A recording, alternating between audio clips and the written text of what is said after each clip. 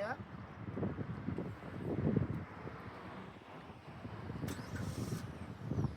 You can come closer, please. Oh, yeah.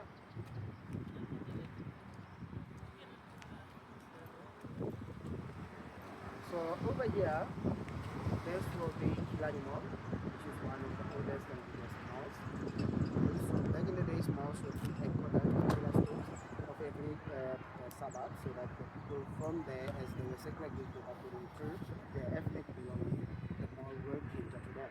So if it's a Jewish area, the mall will be more kosher than normal, and then if it's an Indian area, it will be more halal, and then depending on your street, it will be the flats at the back are the Killarney flats, which were originally built for divorce